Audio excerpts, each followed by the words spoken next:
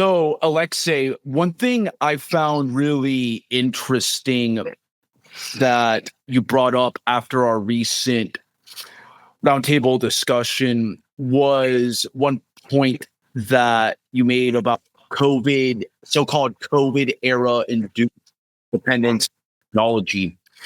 So this had me thinking a lot because there's generally been an underlying assumption in a lot of our pro-liberty, conservative spaces, whatever, that the advent of internet, especially like technological innovations concerning the internet, would expand people's consciousness and allow them to exchange ideas with people all over the globe and engage in unprecedented forms of like discourse that would have been practically impossible, say, like in the 1970s. However, you argued that the recent COVID era developments from lockdowns, isolations, and also just like the reliance on online education has actually undermined the critical thinking and mental health of students. Why do you make that argument? Well, I see it every day. Keith sees it every day, to a lesser extent. Florian actually has some of the more technical assignments among it, so his clients are a little bit sharper on average, but not all of them. But Keith and I can confirm that every time that we get a new client nowadays, the client is just utterly clueless. You see themes that they expect machines to do the thinking for them. Now, it used to be the case that the client would email us their instructions. The client would go to class, get their instructions from the professors, and then, of course, they would even explain to us what the deal is. They would interpret the professor's findings for us, the professor's expectations. Nowadays, no. Nowadays, we're supposed to be effectively offering a personal assistant service, a digital assistant service. So we need to log into their class. We need to go figure out what's in the class. We need to communicate with their professor for them. And then if we ever have a question for the client, well, forget about it. The client is just not going to bother reading the email. And if they do bother reading it, they're going to give an answer that's so shallow, confused, it gets drawing them and incoherently written that it's just not going to be helpful. The most helpful thing that we can do, really, that in fact, just reach out to the professor. And we've noticed a pretty sharp change since the pandemic. It's been dramatic. Before the pandemic, I've noticed that most of our customers use computers, laptops at the very least, if not desktops. And that put them in the right frame of mind where they have to sit down and concentrate. Concentrate enough to write a coherent sentence, maybe even write a complete paragraph, with some grammatical mistakes, maybe. But it was coherent communication for the most part. Nowadays, it's an entirely different matter. Entirely different. They're trying to write something in their smartphones, and they barely know what they're typing. Sometimes the autocorrect messes up their sentences to the point where it just makes no sense at all. Communication is just utterly terrible. And if you try to call the client, well, you better have a great client if you expect them to answer your phone. You better hope that they're among the best and above the best. Most of the time, the client is just too busy watching reels on Instagram, binging TikTok videos, and of course, doom scrolling YouTube. And they're just too busy to offer any communication. And then what kind of stuff do they watch on YouTube or TikTok or Instagram? Well, usually, of course, it's tailored by the algorithm for their unique preferences, for their unique sensibilities, their unique attitudes. That's actually where, Jose, I'm getting the answer down to the point where I'm answering your question. Why do I make that argument? The answer is simple. Filter, bubble, do yours. L.I. Pariser wrote a wonderful book 15 years ago, I believe, or 10 to 12 years ago, called The Filter Bubble. And nowadays, students are so used to having everything shoot out for them and stashed into their mouth to the point where they feel too lazy to even digest them. See, we no longer live in an era where a professor can ask a critical thinking question and expect a student to raise it to 10. and give a serious, thoughtful answer. This is Long Young, and Keith will tell you all about that. He's an actual sociology professor. Well, what does the filter bubble have to do with it? The filter bubble, it's effectively just tells us what we want to hear. And if you are a naturally non-curious person, as most of our clients, we're not. I mean, they're not intellectuals. The filter bubble just gives them material that can be digested with no mental effort. In fact, Daniel Kahneman in Thinking Fast and Slow said that attention is expensive, attention is demanding, and our natural tendencies to conserve energy, to rest. That's how we survived in the sub-Saharan Africa. Nowadays, people are getting what they want. People are using technology in a way that allows them to get through life, doing absolutely nothing and expending little to no cognitive effort. This is just one thing that people are not doing. They're not paying attention. They're not concentrating. And this makes it impossible to be thinking critically. And then the second premise of my point is groupthink. The technology induces groupthink. Bill Bishop in The Big Sort has written about this extensively. Even before the 90s, before technology took off, that people, that Americans have had a habit of congregating in small groups, especially in Washington. And there they pressure one another. They pressure one another to be very like-minded, to simply go with the crowd and do as their like-minded peers do. And this goes back to the American Protestant tradition. America does not have an institutional church the way Catholic and Orthodox countries do, that imposes a rigid identity that defines the whole country. There is no such thing in America. There are just many different sects that have been filled with very like-minded religious people, and this created the fabric, a social consciousness of sorts that is still modeled on this Protestant ethic, as Max Weber called it. And there was a continuation between that and the Big Sort. Of course, now if you take it a step further, you fast forward to 2000. We have Wall and Alone by Robert Putnam, where Putnam argued that technology makes us more individualistic. That technology essentially allows us to connect with people that we care about the most. And of course, the people who are useful for business or hobbies. But that essentially alienates us from people who are somewhere in the middle. That makes it difficult for us to build relationships, to build friendships, or serendipitous encounters. Technology since 2000 has progressed so much. We're seeing a rapid acceleration of the Wall and Alone thesis. The people are more segregated, and one reason they're more isolated too is that they're lacking critical thinking abilities. They're lacking abilities to find common ground with people who think differently. And if you watch TikTok videos all day and Instagram videos all day, you're just so used to living in your own bubble that you really don't want to associate with anybody who thinks differently. So what are these? What does all the software do for you? What does social media do for you? Well, it matches you with people who are exactly like you. And if you go into somebody's political Facebook group and you express disagreement, well, what's going to happen is you just get kicked out of the group most of the time. And we were seeing polarization, extreme radicalization of political ideas. And there has been a pretty rapid change since the pandemic. It goes hand in hand with the decline in the critical thinking in the classroom. The decline of critical thinking in the classroom goes hand in hand with political polarization. In fact, my experience is that people who have the most nuanced political views tend not to be extremists. They may endorse some liberal positions on some issues, even if they're staunch Republicans. But that's what a nuanced, critically minded outlook requires. And sometimes you've got to agree with your enemies, so to speak.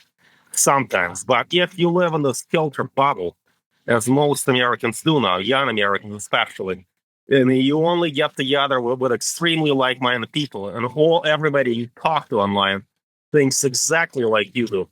Well, you're following the path of least resistance. Now, Jose, previously you wondered, well, why is it that we expected technology to foster the kind of exchange of ideas that we're having now, and it doesn't? We have every freedom, every opportunity to talk to people who think differently. Why don't people do it? Well, the path of least resistance.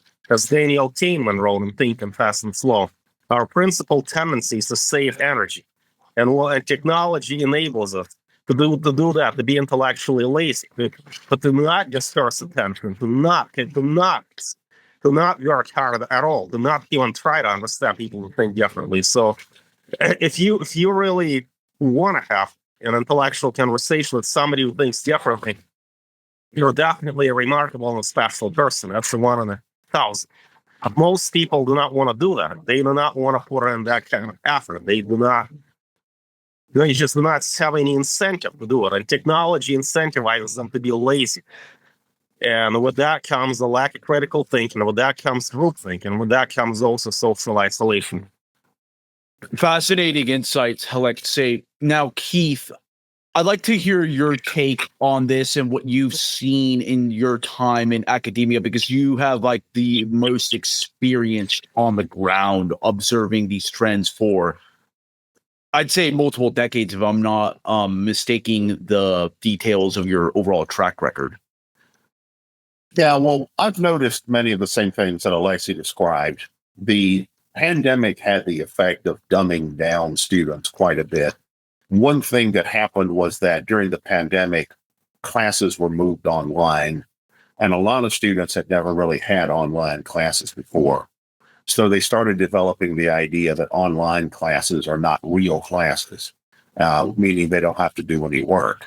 So I would have students that were enrolled in my online classes and never turn in any assignments or show up for any online forums or anything like that, and then wonder why they failed the class. And I've also noticed that the more dependent students have become on technology, the dumber they've gotten as well. For instance, I have students all the time who don't even have access to desktop computers or laptop computers. They just have their phones. And then they wonder why they can't do their homework on their phone. They think they should be able to do their homework with their phone. And it's gotten to the point where I've had students where I would say, well, you can't do this on your phone. You've got to have to use a computer. Then they'll say, well, I don't have a computer. I'm like, well, go to the library and use the computer there. And then, but if they're an online student, they may not have access to the university libraries. And they'll say, go to a public library. Well, I don't have time. There's not one near me. All these things like that.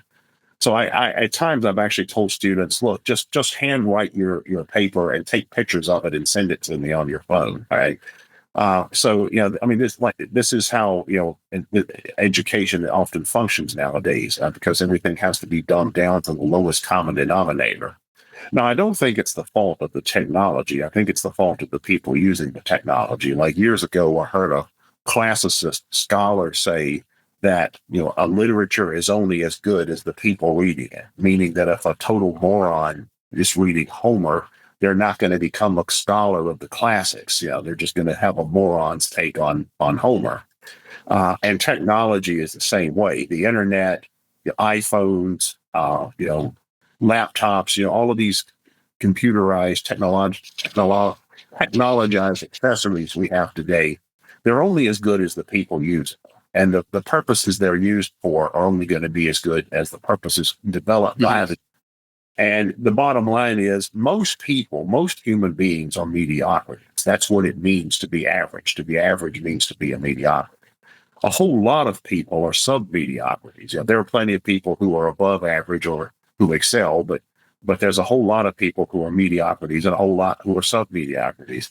So you have a whole lot of mediocrities and sub-mediocrities that are getting their hands on these technologies, and those are the kinds of purposes they're using them for. And it's not just with the contemporary technology. Television was the same way when that was introduced. If you look at the history of television, you can see that there's been a whole, some educational stuff that television has been used for, some genuinely creative television entertainment, as well as using television for communications purposes like news and that kind of stuff. But then if you look at the history of television, you see there's been a whole lot of nonsensical and instantly forgettable television programs, and television commercials are even worse. Many of those are dumbed down to the lowest common denominator. And then you have people that, instead of doing something more productive, they sit around and watch 9 hours of television a day, and that's true of adults as well as kids. So the technology is only going to be as good as the people using it. I think that's the main issue of technology. And then as far as the dependency of students on technology, that is a problem because they try to use technology in an educational setting the same way they use it in their personal lives. They think using technology as part of their coursework ought to be no different. As Aleksey said, watching reels of people doing skateboard tricks, something like that. Florian, I'd like to get your thoughts on this as well. Given how you're technically more outside of the scope of education, I want to get your bird's eye view of this matter. Yeah, with listening to you guys, I was reminded again of this giant experiment that sociologist and behaviorologist named John Calhoun did in the 60s, I think. It's a famous mouse experiment. You probably have heard of it. I can summarize it as such. So basically, he basically installed in his lab a mouse utopia, right? So there was plenty of resources, plenty of water, food was all there. There was like a lot of space and not unlimited, but a lot. And so there's a lot of opportunities for mice to socially engage and toys and whatnot. And so he started to put four mice couples in there, so 8 mice, 4 females, 4 males, and they started to reproduce and they started to thrive because everything was ideal, right? Everything was given to them. They didn't have to fight for resources, nothing. They were stress-free. And so this colony expanded quickly. And then at one point, you had the first points of social strife. Now you had too many mice and they were starting to get stressed out because they were too crowded in certain spaces. And mice have a very clear hierarchy of social structure. And so having too many mice around from God knows how many families started to stress the mice, and they became aggressive and they started to engage in deviant behavior. You had in the end, you had mice that were they called them the beautiful ones. They basically had mice that were completely withdrawn from any interaction, and they spent all the time grooming themselves and playing with themselves and not venturing out to see other people. And in the end, that led to the breakdown of social cohesion, and the entire colony just died without any predators. They just imploded the entire colony, and you can learn a lot from this experiment. There's many, many different angles you can look at it, but it reminded me, now technology is so advanced that the problem is you need to know how to use it. You don't have makeshift or make-believe jobs for people that are mediocrities, as Keith said. I remember one comedian said, think about how dumb the average person is, and then just be aware that 50% of the country are even dumber. I think it was George Carlin. And I don't like to belabor the point that many people are dumb or so. I mean, that's not my point to make. And people are smart in many different areas, I like to believe. But there's people that are not able. There are people who are not able to use the technology, to use the chances you have from modern technology. And now everything is automated. You don't have someone who just works at the post office sorting mail. That's gone. All these jobs that don't require much intellect, they're basically gone. They're less and less space. And I imagine that induces a lot of stress and social strife among people who just left behind, and human beings may just act similar as the mice in that case. People just start to become to direct their attention inward, and they don't go out and interact in society anymore. They just give up on society. Basically, they are basically yearning for a situation where you have a VR screen on and you're living in a dream world, and then you have maybe a feeding tube into your stomach and you live in a little pod. That's I believe that is already the ideal vision for more and more people. And I think that's one problem of modern technology. People are basically left by the wayside, and COVID has given people even additional money. People discovered the work from home, and they basically started, more and more people also started just phone it in, and that has led to overall more degeneracy. So what we see from students, that they don't want to really engage in the topic anymore, but kind of like, yeah, whatever, try to do the homework on the phone, stuff like that, being completely dysfunctional as students. That is an outcome of degeneracy that is basically setting in society overall. And COVID has amplified that. But even without COVID, we have AI technology that is basically helping people do nothing. If you can program, this is your bonanza. If you can't, you're left behind, right? And I think the behavioral changes that we saw during COVID were just an expedition of like the cultural decline, if you want. Now we can have a new culture, and I said it onto another opportunity. Also, I mentioned that for example, you have this idea now I don't want to delve too deep into the election, but Trump has now teamed up with RFK Jr. and they brought up RFK Jr. especially brought up the idea of making people healthier, right? So that is basically, and there was also a picture or video of RFK Jr. basically bench pressing without a shirt on, like early on, and there's a lot of right wing, mostly bodybuilder culture and healthy living culture on social media. And I think that has the potential to introduce a new culture in society, right? People and looking good is attractive, and that may be one way how there's a new health culture being emerging for the future. That may be something that brings degeneracy, or that like brings down degeneracy and gets more people to give a shit about society and give a shit about learning on the long run. So that would be the white pill here. But I think if there's no cultural incentive for people to engage themselves more, or alternatively a big war where people have to fight, then this degeneracy and this dysfunctionality, I think, will just go on and become worse over time. I'm definitely listening to this with great interest because you guys mentioned, I think it was Aleksey, the big sort. I've heard this book mentioned several times before. I've not read it, but I believe it's actually particularly relevant based on the summaries that I've been able to glean in other podcasts I've listened to or blogs I've written. Whoever's read it on the panel, could you explain the basic premise of it and how it relates to the topic at hand? Okay, guys. So previously I've mentioned 3 different books, and it's a lot to discuss in such a short period. So I'll start from the beginning in a chronological order. So first, I want to take you back to a book called The Protestant Ethic and the Sphere of Capitalism by Max Weber. Keith, you're very familiar with this as a sociological say. Are you familiar with the basic premise of that book? Yes, vaguely. Yeah.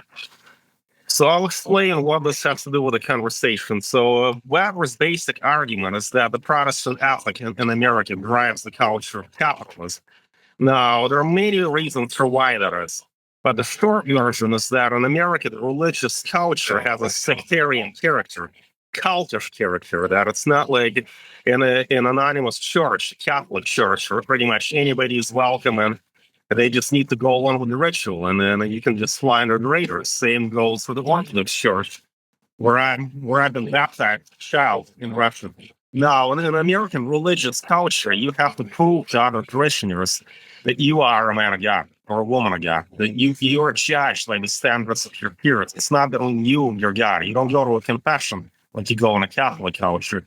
You have to present outward signs of salvation. The Calvinists, whom Weber regards as the foundation actors of the Protestant ethic, believe that everybody was saved or damned as a matter of predestination.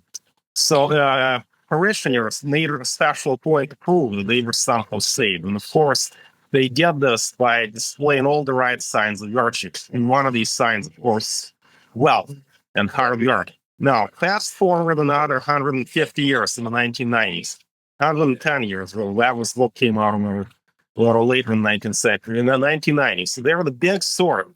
Bill Bishop does not cite Protestant Catholic in the spirit of the capitalists, but it gets very neatly.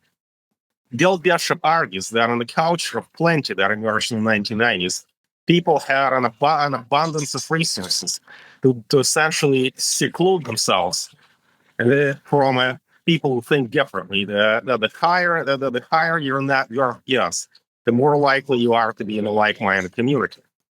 So this furthermore reinforces the sectarian nature of the American community, where people already had a predisposition to segregate, self-segregate based on beliefs, and distance themselves and separate themselves from the world at large. The Bill Bishop's big sword compounded this tendency.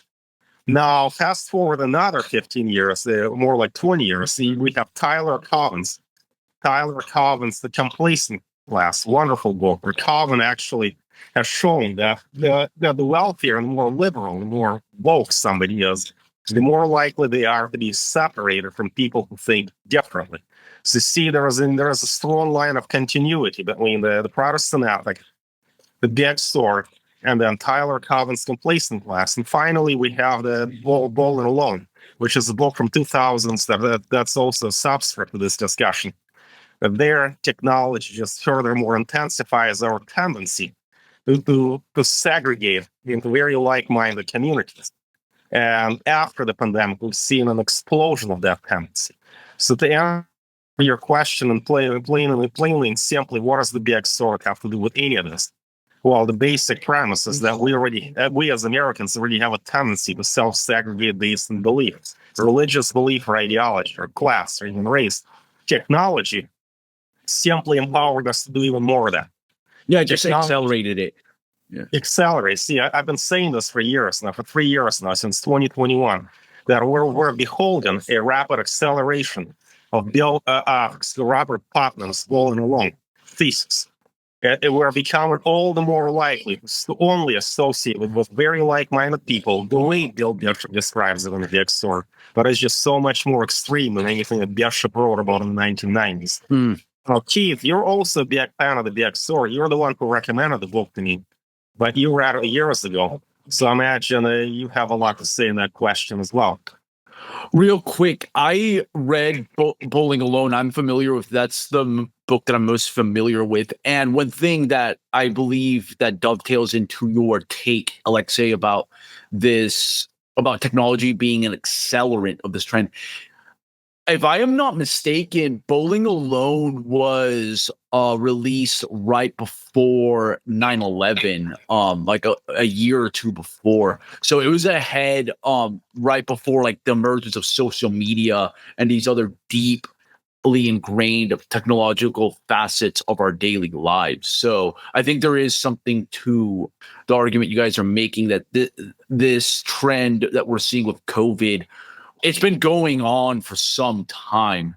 It's just that it's been put on overdrive thanks to technology and then like the COVID dislocation. But Keith, go ahead with what you have to say about the Big Sword. Yeah, The Big Sword is a really interesting book. I can consider it to be a landmark work in the social sciences. The author, Bill Bishop, is not really a sociologist. He's actually a journalist. But it's a great work in terms of social science research. Bishop published this book back in the late 2000s, around the beginning of the Obama era. And what he argued at the time is that Americans were in the process of self-segregating along political and ideological lines, meaning that people were more and more migrating to places that were similar in terms of mode of political thought. Blue areas were becoming bluer and red areas were becoming redder. And then, the cultural markers that are associated with that are starting to proliferate as well. For instance, in a deep red zone, you might find more country music festivals and redneck bars and hunting, shooting ranges and that kind of stuff. Whereas in a deep blue zone, you might find more vegan restaurants and stuff of that nature. And Bishop has continued to track the progress of this in the 15 years or so, probably closer to 20 years now since he first wrote this book. And after the most recent presidential election, which was now 4 years ago, but after that, he posted some blog posts on the blog where he operates. It's called the Daily Yonder, Yonder, the Daily Yonder, where he talks about voting patterns and how voting patterns in American elections reflect this. And what he argues is that if you look at the voting patterns in different elections, it's also true that the winning team wins by a wider electoral margin in a lot of places, increasingly over time. Where, for example, in a deep red zone, instead of winning by 5 percentage points, they might win by 20 percentage points. And the same is true in a deep blue zone. And so that indicates this kind of self-segregation that contributes to political and cultural polarization. He also noticed that there had been a reversal of class voting patterns according to party affiliation. Like it used to be that Republicans broadly defined were thought of as being the party of rich and affluent people, whereas the Democrats were thought of as being the party of the poor and working class. Now, there were always plenty of exceptions to that, but that used to be the common perception, and there was some truth to that. But Bishop points out that increasingly we see that the wealthy and affluent are Democrats, tend to vote for the Democratic Party, whereas the lower to lower middle classes tend to vote for the Republican Party. Now, there's a lot of exceptions to that as well. And we're talking about raw majorities here in terms of all these different income levels and occupations, socioeconomic demographics, and things like that. So, and this is a pattern that we see playing out in other similar countries as well. Much more recently, Thomas Piketty, he's a French economist. He did a study of class voting patterns in about 21 different Western countries that have the same basic system and reasonably similar cultures and stuff like that. And he noticed the same thing. He noticed that increasingly what he calls the merchant right, that is the business class, essentially, what the Marxists called the national bourgeoisie, the petty bourgeoisie, that increasingly the merchant class and then the traditional working class, like you people that would normally work in heavy industry and that kind of stuff, that these two classes were increasingly voting for the right-leaning parties, whereas the affluent, educated elites tend to increasingly vote for the left-wing parties. And usually the further left the party, the more upper class their constituencies. For example, he noticed that Piketty noticed that in class voting patterns, the working class people who voted for the left-leaning party tended to be trade union members who voted for the social democratic parties. But like the further left parties, like the Greens and that kind of stuff, they tended to have a much more affluent, upper middle class, even upper class constituency. I've mentioned this to friends of mine in other countries where you have multi-party systems, and they would say, yeah, that's been their observation as well, say in Australia or Germany.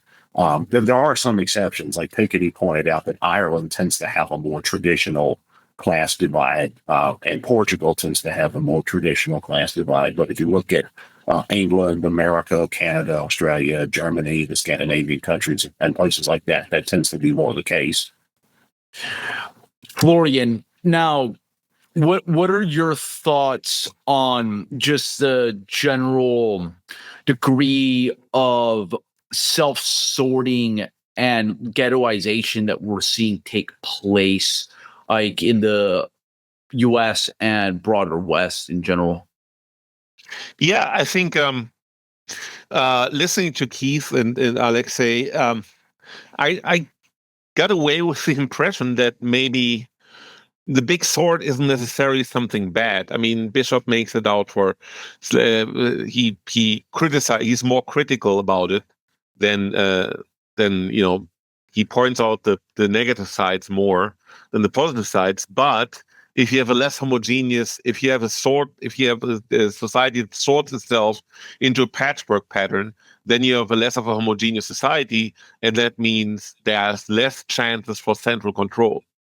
Now, the problem is, of course, that that with the as you said, ghettoization, it doesn't mean that all these sorted, different, heterogeneous enclaves. That doesn't mean that they all socioeconomically are the same, right? So you get some poor areas and some rich areas, right? And right now the Team Red is more located in, or as poorer areas. The area around there's many poor areas in the Midwest and in the South, but if you look at the region around Washington D.C., it's extremely rich and it's very democratic, right? I think like 8 of the 10 richest counties in the United States are situated, clustered around Washington D.C., or 7 out of the 10. It's the majority. It's just concentrated there, right? So you have wealth inequalities, and something I should have mentioned earlier on is also that you get these. How should I describe this? These tingle-tangle stores that come up, like gas stations that sell weed. And I don't want to be someone who harps on like, oh, weed is bad for you, the cultural decline or so. No, people should smoke weed if they want, but you get like it also is part of kind of like a degeneracy, right? People take to themselves, and then they can get CBD and weed at the gas station, and they smoke it and become they don't give a shit anymore, right?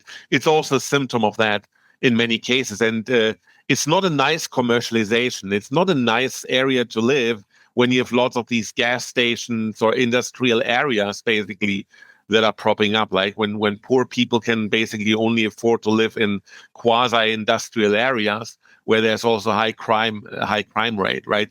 So in that case, the big sword probably contributes to a segregation between people that still have chance and can operate in the modern society, and those that don't give a shit and have completely zonked out of society. I'm just thinking out loud now. Are we, in a sense, becoming a bit nostalgic of a like era of higher education that really never existed, or that we have at least a rose-tinted view of it? Because it seems that what's taking place right now, based on all the panelists' observations, is that it's been going on for some time, and there's going to be debate about like the specific year or decade, but I think there's consensus that it's been going on for a while. And where do you guys believe the origins of this trend? When do you think it took place, and what were the factors leading to towards this like very insularized form of education and just the lack of critical thinking among people? Well, if I may, I would have to say that we need to go back to the most foundational conceptual framework, the Protestant ethic in the spirit of capitalism. Now, that is where we get the fracture of American identity, sectarian, highly divisive way of doing things. Now, back then, however, back at that point, the university was reserved for the truly intellectually elite. Or so, at least, was the idea. Definitely, it wasn't for everybody to go to college. Nowadays, the university is like the church. See, imagine how back in the 1700s, even the early stage of the 19th century, everybody went to church, almost everybody. It's just a question of which church they went to. There was a broad variety of Protestant denominations. Not everybody went to the university. Today, it seems almost as if the roles have been reversed. That nowadays Americans are less likely to be deeply religious than before, or to be going to church several times a month. but they're more likely to be going to the university or to be hanging out in some progressive world forums. So nostalgia for this era that you're talking about. Yeah, I believe that we are getting nostalgic, or at least people who value education in the classical sense of the term, who would like to go back 100 years when universities were still a bit conservative, were still a bit moderate, and were exclusively reserved for the intellectually gifted, or at least intellectually ambitious students. Nowadays, no. I mean, where the standards are just falling apart because the university has become a Protestant church. Now, Keith, I know you've seen that your career as a sociologist, that you've done plenty of research on that, haven't you? Yeah, the analogy of comparing this condition of education to Protestant churches is a good one. I've seen a meme circulated on social media that's joking about churches. They'll show a picture of a Roman Catholic church and an Eastern Orthodox church, and it's some kind of palatial cathedral or something, and then they'll show a Protestant church, and it's something in a storefront, in a strip mall somewhere. Which they're certainly Protestant churches that have these kind of ornate buildings as well. So that's obviously that's a stereotype, and sometimes unfair one. But there's some degree of truth to it as well. And I think education is kind of like that, in the sense that the more universal education has become, the more dumbed down it's become. And that's out of necessity, because like I was saying earlier, a whole lot of people are mediocrities and a whole lot of people are sub-mediocrities. So the more and more people who go to college or are involved in higher education, the dumber it's going to be. I mean, and the same is true of K through 12 education. For instance, my grandmother only had an 8th grade level education. If you read any of her old letters, she was born in 1911, and her level of literacy was far surpassed that of people I know today who were some of them are college graduates. Even K through 12 education was much better when it was more narrow in terms of the focus and more exclusive. And I think that there are certainly cultural factors that play into this. For example, the idea that education is the key and everybody should be educated, and plus the idea that education is a civic virtue, and you need to have an educated society to have a functional democracy. There's a lot of cultural and political factors that go into creating the educational system we have today.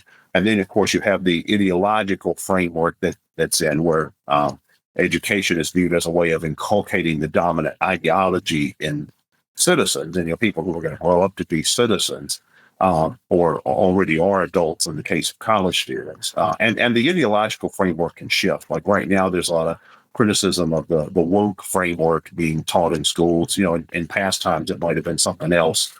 I know I used to have a friend of mine years ago that graduated from high school in 1960.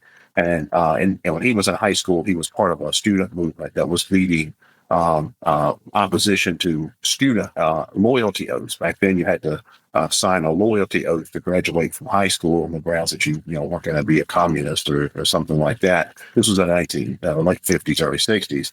So the ideological framework can change, but then public education and universities, and even private education, because those are adjacent to the public systems, even they try to cultivate a certain ideological framework. But I also think, in addition to political and cultural forces, there's also material forces. The reason that more and more people started going to school was because of the Industrial Revolution. It was only around the time of the Industrial Revolution, maybe slightly before, depending on the country, where universal literacy really became a thing. I mean, as in the ancient world, most people were illiterate. Even around the time of the Protestant Reformation, most people were illiterate. The United States was actually one of the first countries to achieve universal literacy up to, say, the 90% level in the 19th century. So the growth of universal education in public schools or wherever, the growth of universal literacy coincides with the rise of industrial civilization and a much larger middle class and things like that. And then in the post-war period, in developed countries, starting in the mid-20th century, you start to see a much more technological society. You start to see a much higher level of division of labor, of specialization. And with that, you need to have more and more people that have highly specialized training. For example, if most people are going to be agricultural workers, you don't really need that many people going to college, or most people are just going to work in a factory and just, they just need to know how to put the widget in the right slot when it comes down the assembly line. But the more technological a society becomes, the more you're going to need specialized trained people in all these particular disciplines. Even if the people really aren't that bright. For example, I've had a whole lot of nursing students among my business clients and among my professionals, my academic students as well. And a lot of these people, frankly, are not very bright, or they're above, they're maybe average, in many instances, sometimes even below average. But you're still going to be working in nursing, which means they have to have this specialized training, even if they're just going to be a home health aide, or the very bottom tier in terms of a healthcare worker. They still have to have some kind of training, and that's in part because the healthcare system is much larger and much more complex than it was, say, in the mid 20th century. By the standards of today, healthcare really didn't even exist in the mid 20th century. And the same is true certainly with IT. I mean, when I went to college initially, I went through two rounds of undergrad and 2 rounds of grad school. But when I was first an undergrad student about 40 years ago, there was no such thing as IT. If you go back in time and ask college students from the early 80s, or you an IT major, they're like, well, what's IT? I never heard of that. So the more pervasive all these technologies have become, the more we also need people that are specially trained in these fields. And that's also true in terms of just the general complexity of societies. Like if we think about all the different things that we now have government agencies for that we wouldn't have had, say, in the 19th century, division of motor vehicles. We need to have managerial people who staff all of these kinds of institutions. And that's what a lot of college students are doing. They're training to be that. I mean, a whole lot of people that are in college getting a degree in public administration or something, that's what they're going to be doing. They're going to be some bureaucrat at the division of motor vehicles, or the social services department, or the public school system, or somewhere like that. But as education has become more pervasive in these ways, it's also been dumbed down to a much greater degree. Vulgarized. That's how I would like to call it. Yes, that's actually a pretty accurate way of describing this. Now, I think that also when talking about this stuff, we can develop a bit of like tunnel vision, and also as everything tends to be very US centric when analyzing trends. And Aleksey raised some interesting points about the Protestant nature of the US, because there's countless other Protestant capitalist countries across the globe. And based on what you guys have been able to observe, given the panelists' relatively cosmopolitan background, having lived in multiple countries and interacted with people of all races, religions, and socioeconomic stripes, do you believe that this trend is exclusive to the US, or are there any other countries that are witnessing the same lack of critical thinking in the education spheres? I'm thinking that, yes, critical thinking is lacking in a lot of different countries, but there is a difference. See, the American system of education stood out a lot of other countries for its individualistic character. The USA has a highly individualistic culture, so ideally, for so many foreign students like to believe that going to an American university will teach you how to think for yourself, will teach you how to be open-minded, how to be a good citizen even, but that's a thing of the past. That's just not the way things go. So to answer your question, yes, there is a lack of critical thinking everywhere, but in America, we're just seeing a huge decline from a previously system of education that actually was classically liberal, that was in fact teaching people to be independently minded. And I've seen a lot of evidence for that people who are highly educated in the US, or at least used to be until very recently, that they tend to be liberal in social issues, but also liberal in economics. They tend to be libertarian, but not anymore. Nowadays, we don't see very many people in academia who are like that. They're getting cancer. Now, Brian Caplan wrote a wonderful book, The Case Against Education, where he just questions the whole point of it and who can blame him for questioning it, because of the way the system of education is going.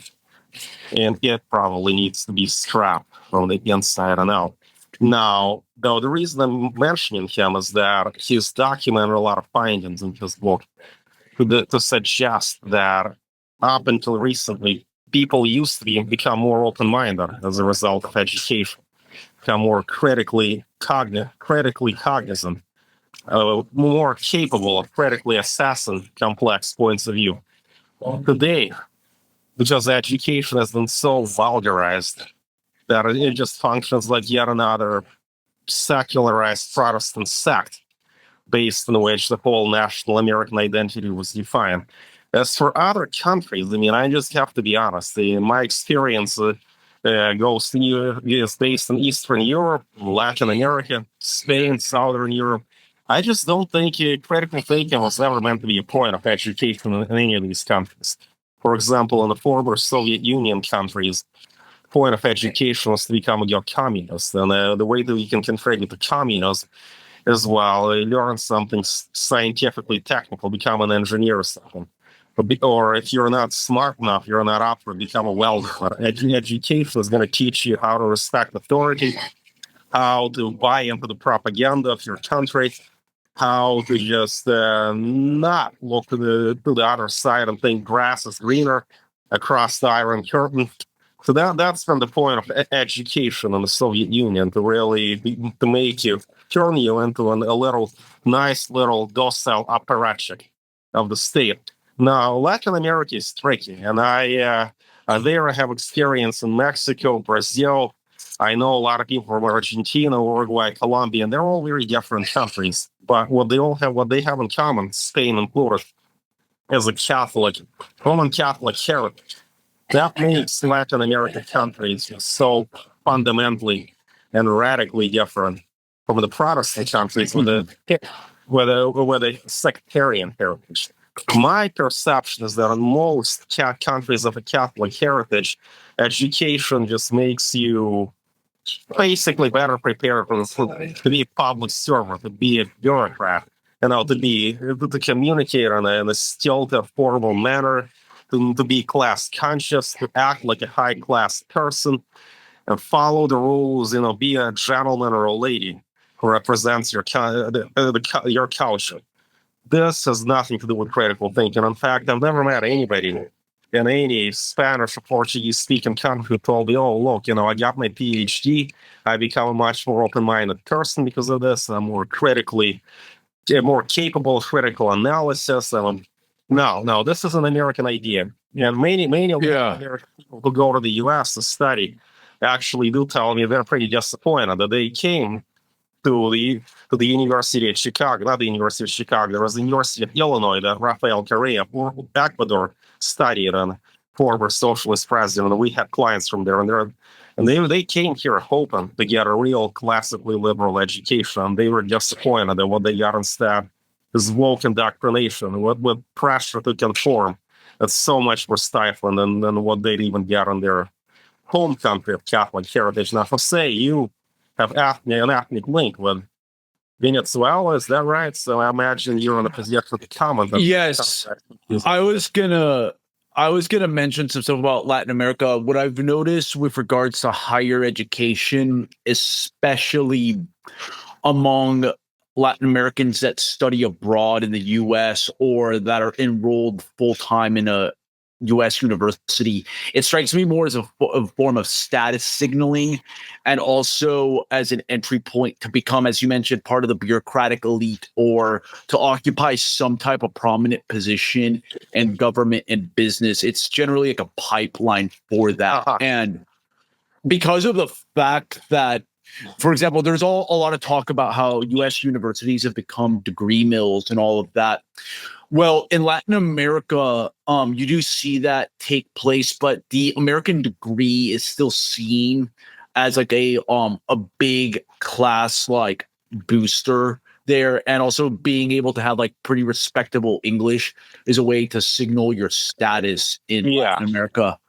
But Yes, it is largely accurate that in Latin American cultures, to be honest, critical thinking of that nature is something that just doesn't really transpire because in a good deal of the Latin American cultures, especially like those of the Caribbean variety, there's a very like it live in the moment, like short term type of thinking with regards to how people go about their daily lives, and also just like people are very lackadaisical about that, and they're not gonna like always be thinking that critically about things. You may see some of that though, more of that in the southern cone, and that can be largely attributed to just the overall like European diasporas that have set up shop there from like Germans, Croatians, French, Spanish, Italians in the countries like Chile, Uruguay, and Argentina. Like you see more of that there, but even then, the trend of signaling your status is still prevalent there, where people will boast about their European or American degrees as a way to flex on other people and get a leg up in the hiring process. So I think that we're in agreement that in Roman countries of Roman Catholic heritage, education is really more about status signaling. But have you ever met anybody from one of these countries who came to America expecting better, expecting a more classically liberal education, expecting to be a genuinely enlightening experience, and they're just getting something totally inferior to what they. I can't really attest to that because most of the people I've met tend to be more of the status climbing Latin Americans. They were not really that concerned on a deeper level about receiving a well rounded classical education, much less thinking about things in a very in depth manner, especially philosophical matters. That it's difficult to find a Latin American person who, even a highly educated one, who likes to talk philosophy. They just see this, I don't know, as a waste of time. And I wonder why. I've met some in Chile that were wired that way. But the funny thing is, they didn't occupy a very high strata. Some of them were lower middle class or even lower that went to like less prominent universities there, but were able to get acquainted with some of like the more conservative and free market think tanks and organizations there.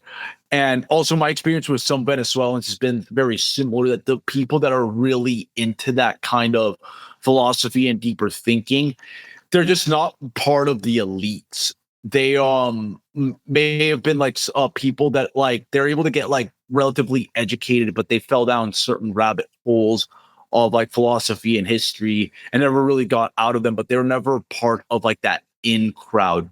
I think like when you look at people that are trying to get into like like a Chilean that's trying to get into University of Chicago or whatever, they're just going there because of the historic links that Chile has had, the Catholic University of Chile has had with University of Chicago, and it's like as a prestige ticket.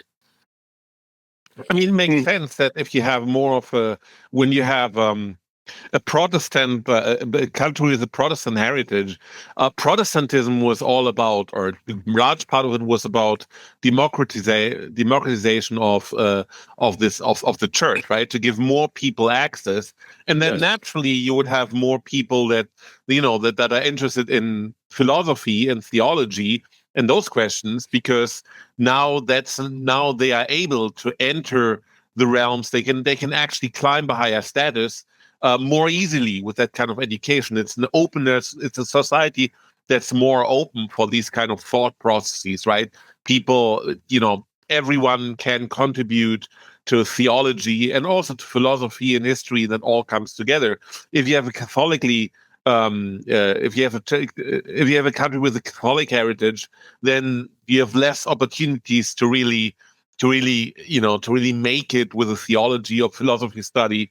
Then only the top high IQ people or the top connected people or whoever will be able to use that. So philosophy is only something for like a very, very very, very elite group of people, or it's more of a hierarchy in Catholics. And because face it, in Protestants have a flatter hierarchy, right?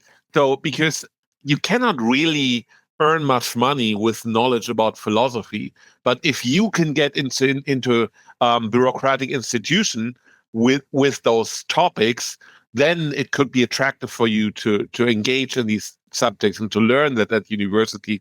But if there's no way for you to get, like, if there's no philosophical middle class in the country, then you might as well just learn how to weld or how to repair a car, or earn some, or become an accountant and earn some real money that way, right? Because the way through academia is not open to you in or less open to you in more Catholically more Catholic countries. But one final point about Latin America as well. I think that Latin America is also very aesthetics driven.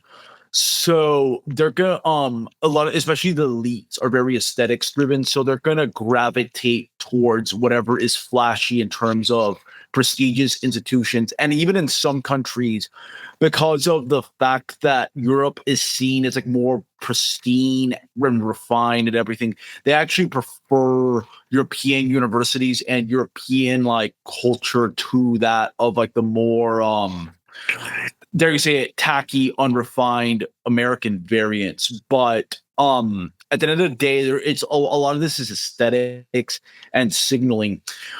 We've already hit like the hour mark, but before we go, what are some of you guys like final thoughts on the just like overall like nature of higher education, and I'd say like just broader self-segregation of people in the US?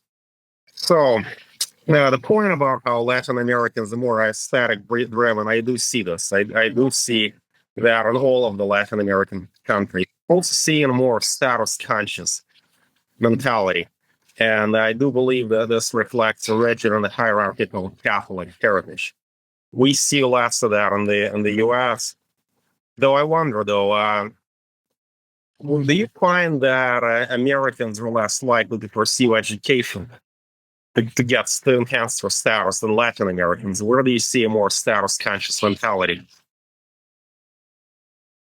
Oof, that's a good one, because the way status signaling is different in the US, especially because it has like more of a political, like correct type of woke undertone to it.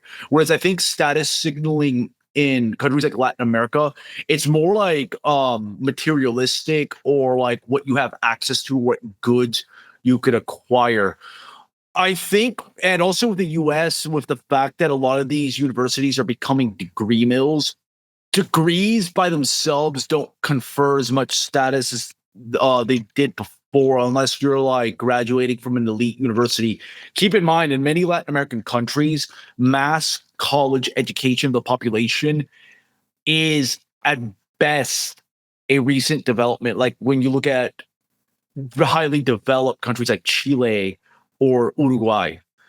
Whereas in a lot of other countries in Latin America, it's like a small minority of people that have university education, much less like a American style type of university education.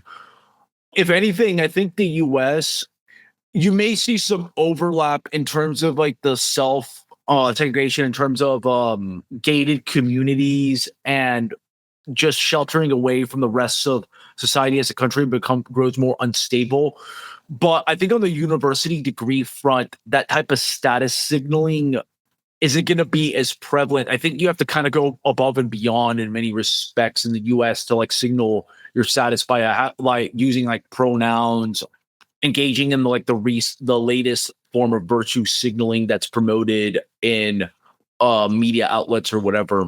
I think we are kind of dealing with a I think like it goes back to the Protestant thing, is we're dealing with a much more individualized culture where people like to engage in these weird forms of expressive individualism, if you will, and self-actualization.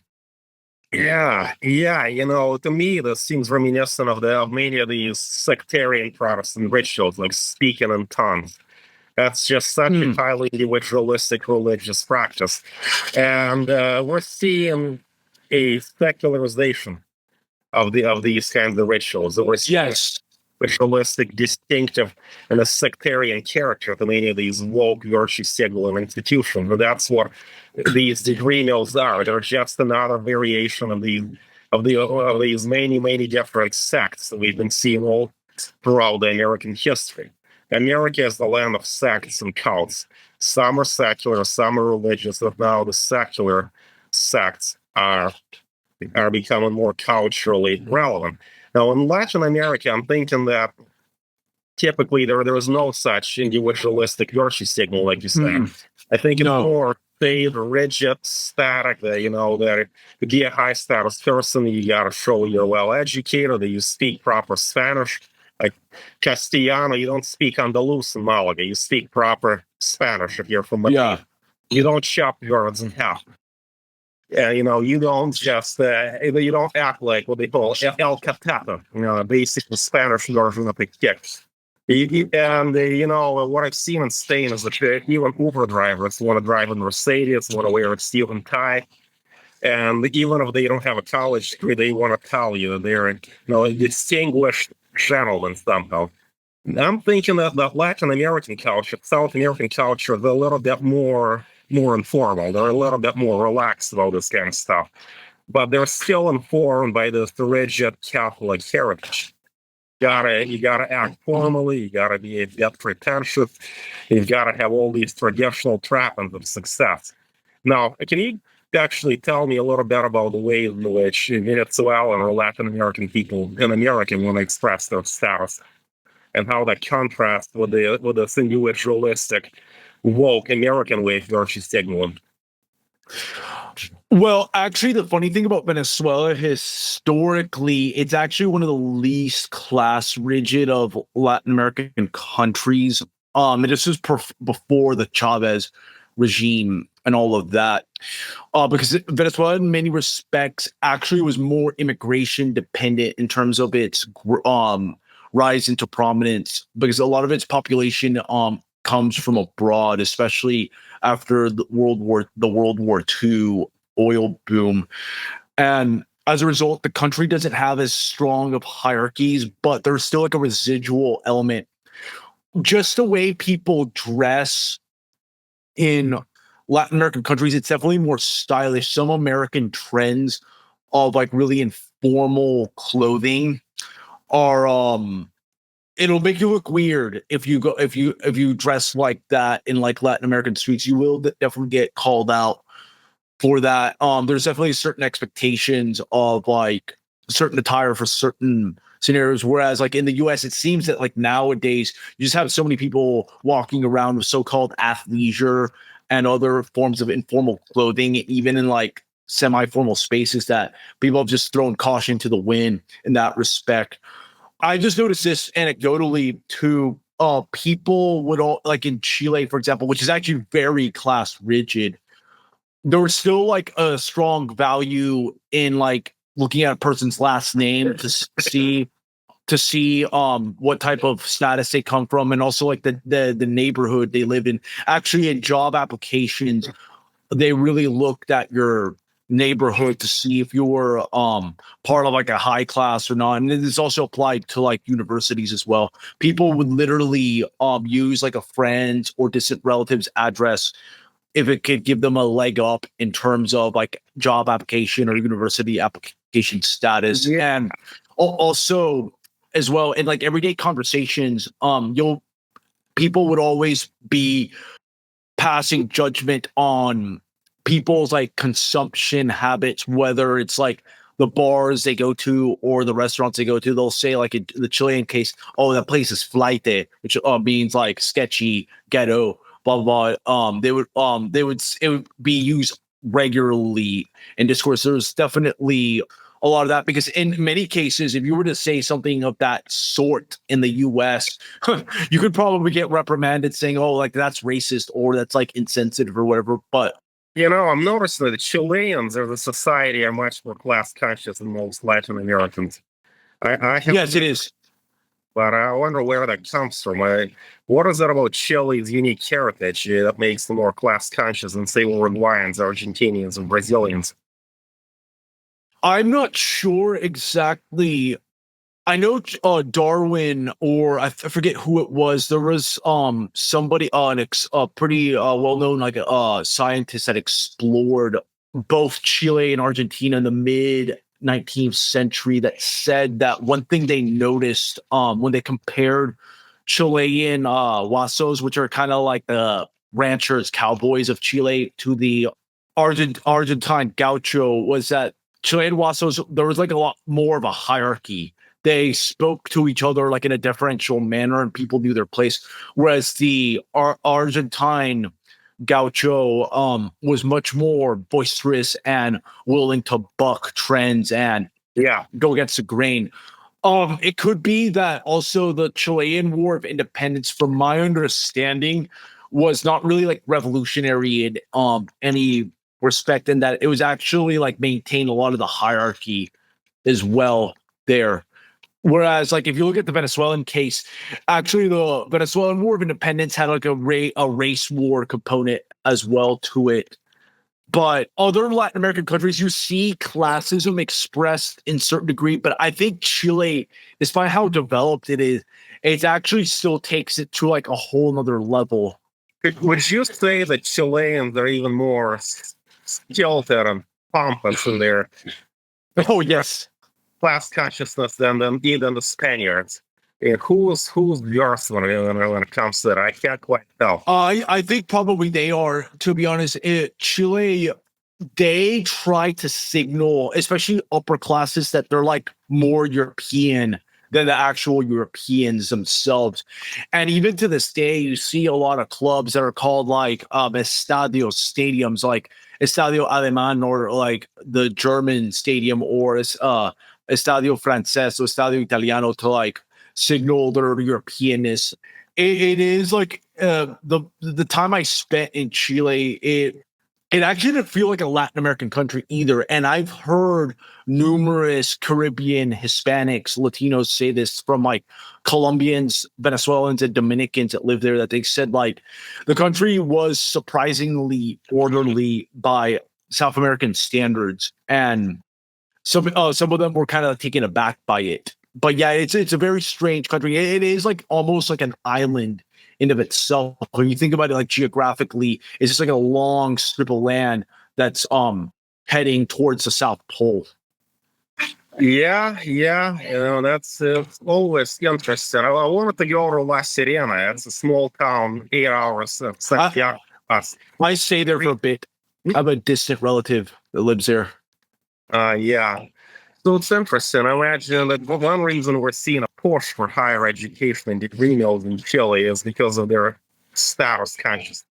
That's one way to show how European you are, how sophisticated you are, is to get an American college degree. Like back when Pinochet staged the coup, the Chicago boys, where like Sergio de Castro, the economists, have studied under Milton Friedman in the University of Chicago, and they came back to get the most privileged jobs in Pinochet's junta. And this is still very much a pattern. I'm noticing that Chile, very much case. What I find odd about is that Chile has so many dictatorial undertones, so many trends that are a legacy of Chile's rigid class structure and the Pinochet dictatorship. But at the same time, it's more democratic than most of Latin America. It seems like a contradiction that any index of democracy will tell that Chile is about on par with Uruguay, which makes it more of a functioning democracy than, say, Brazil or Argentina, or certainly more than Venezuela and Colombia. Isn't there an apparent contradiction in Chile's, authoritarian way of doing things and then the high scores that it gets in the democracy index? Do you think it's actual democracy? Well, here's the thing. Chile's always been like a pretty strong rule of law state, with the exception of like the breakdown of democracy during the Allende period. And from my understanding, and you can see this anecdotally in Chile, the Pinochet regime actually had a surprising degree of working class and lower class support because military regimes in general, like in the military institution in Latin America, is one of the few vehicles where poor people or marginalized people can actually extend through the ranks and become upper class because class mobility is just not that common in Latin America. And there's actually some studies that showed that during the Pinochet regime, there was kind of like an unprecedented degree of socioeconomic mobility for people. But whenever Chile reverted to democracy, some of those gaps actually widened, and it's kind of like a regression to the mean because Chile's been like a pretty hierarchical society since it and focused on the rule of law since it gained independence. But it's still like, yeah, it has that contradiction of having like ostensibly democratic trappings, but a very oligarchical like social structure to this day. Yes, no wonder. And see, Pinochet, although he was a dictator, he did introduce free market economics to Chile. And that seemingly softened the class hierarchy a little bit. Like you said, the underclass had a chance to rise suddenly. Yeah, now that Chile is back to these flat lean politics that undermine the market forces, are we seeing an ossification of class hierarchies? Are we reverting back to the Allende years, where we were class stratified? Well, I think what's happening in Chile is that it's almost becoming just like another Western state because most of the discourse I see on the Chilean left is not as economically reductionist as the Allende era. You have like a lot of talks about LGBT rights and even like mass migration too, because there's been, funny enough, when I was in Chile, there was a lot of Haitian and Colombian migration. Now it's mostly Venezuelans coming in. But yeah, it's just like looking like that so far. But anyways, Florian and Keith, do you guys have any final thoughts about these higher education trends in the US and just the broader West? Yeah. Well, the things that you guys have been saying about Latin America are indicative of the cultural differences between North and South America. In some ways, there are greater similarities between North and South America than there are between North America and Europe. But there are also some important differences as well. One reason why I'm not a Marxist is because I don't think economics determines everything. Instead, I think economics and technology and culture and politics and religion and all these other factors converge and have a symbiotic effect. And if we look at the history of education in different societies, it's not really true that education has the effect of making people more open-minded. To the degree that people become more open-minded due to education, it's largely by accident. That's never really been the purpose of education. Like if you look at cultures historically that have placed a high emphasis on education, they're typically cultures that wanted to use education to inculcate people with some particular political or religious ideology. For instance, historically, the Jews were always big on education, so you could read the Talmud, or the Muslims are big on education, so you can read the Quran in the original Arabic. And the Protestants were big on education, so you can read the Bible. And then in modern states, it's the same way. I mean, the Soviet Union and other similar, Soviet model societies, as Aleksey said, they emphasized education, but so you could be a good Soviet citizen or a good Chinese citizen or Cuban citizen or whatever. So it's not true that education has been used historically to make people open-minded. That's more of an accidental byproduct in some instances when it comes to education. In the United States today, if we look at the history of education in the United States, we see that the leading universities originally started as Protestant and often Calvinist seminaries, Harvard, Yale, Princeton. That's what they were. Not coincidentally, but those institutions today tend to be among the most rigid when it comes to this contemporary woke, PC, whatever you want to call it, type of ideology. And if you look at the history of how public school systems were developed in modern countries, the original purpose of them was to use education as a means of culcating people with the civic values of the state. I mean, the Germans, for example, the Prussian system of public education that was created for this purpose. It was then imported into the United States. That's always been the purpose of public education, and then private education has always mirrored public education. I had private education when I was in most of my K through 12, and that was very ideological. It was very oriented towards inculcating particular value systems, just not the same ones we see today. And if we look at voting patterns in U.S. elections, the single greatest determinant of whether someone will vote for the Democrats or the Republicans. I'm not a fan of either party and don't vote for either one, by the way, so I'm somewhat neutral on this. But the greatest single determinant of whether someone will vote for the Democrats or Republicans is whether they have a 4-year university degree. If they have a 4-year university degree or higher, then they are much more likely to vote for the Democratic Party. If they don't have a college education, they're more likely to vote for the Republican Party. That's a greater indicator of voting patterns than even things like socioeconomic status or race or any of these other categories. So that's always been the function of educational institutions. There's the inculcation of civic norms and cultural norms that are dominant in a particular era and within established institutions. I've said before that in today's world, K through 12 is basically woke parochial school, in the public school system. And then universities are basically seminaries. They're seminaries, and then university professors and other professional members of the professional class or the modern priesthood, like Joel Hodgkin calls them the new clerisy. And that's the function that they have in a society like ours. I think a difference in Latin America as far as education is that Latin America was a quasi-feudal society much later in history than the United States. The United States was founded as this kind of Protestant bourgeois culture. And historically, when the Protestant bourgeois culture started to become the dominant culture, there was this much greater emphasis on education and universal education as part of like Republican ideals, small R Republican ideals, and then Protestant religious ideals, and then bourgeois class interest in terms of wider division of labor and specialization. But I think that accounts for the differences.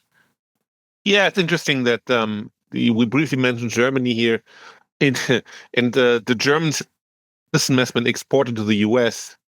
But in Germany, the school system, at least the one with which I grew up in the 80s, the public school system, there's very little, by the way, there's very little private schooling in Germany. There are private schools, but homeschooling, for example, is not allowed. So that's illegal in Germany and a few other European countries. But so like the vast majority of students go to public schools. And there is some aspect of like making people still, there's a Prussian tradition of educating good soldiers, basically functioning members of society, that's still there. But also Germany doesn't really have many raw materials to offer. So the biggest item of economic importance is engineering.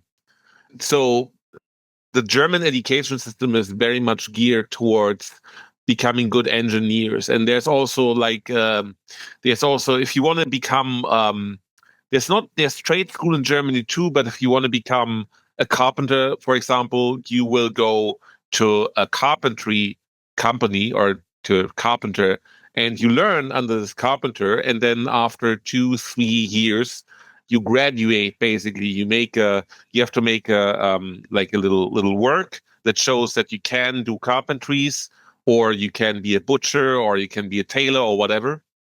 And then you learn there. So that's the German system. And in the US, you don't have such a pragmatic access to education, paradoxically, right? It has become much more ideologically tinted, and in the US and in Germany a little bit too. But it's a bit surprising if you think about it that the US haven't picked up on the pragmatic aspect of the German education system. So if you want to take the power from the modern clerisy away in the US, there's some things you can do. For example, you can tax the university's endowment, right? So they have basically their endowments, they have funds from which there's basically a perpetuity. Like they have unlimited wealth almost, because they have huge endowments, the Ivies at least. And so they can operate. They have a very powerful position. Can operate and influence public opinion that way. If you tax the endowments, then it's less attractive to give to universities. The university would now have to compete for students, and they can't basically give students a well-rounded education if the students can't afterwards use that well-rounded education to do anything more than a well-rounded mocha latte at Starbucks. And another thing is you can make make student debt dischargeable in bankruptcy, right? That would also lead to lead to banks not taking on high risk cases. Like somebody wants to study theater science, it's probably not going to be working for majority of students. So that would push universities back into offering pragmatic skills, and that would be one option of how we can make the American education system work again. All fascinating points. I really enjoyed this discussion, and I think we could definitely segue in future to future topics with regards to country by country, or at least region by region comparisons of education systems. But again, thank you all for attending this panel, and also thank you to my audience for tuning in. And with that, the Higher Education Roundtable is signing out.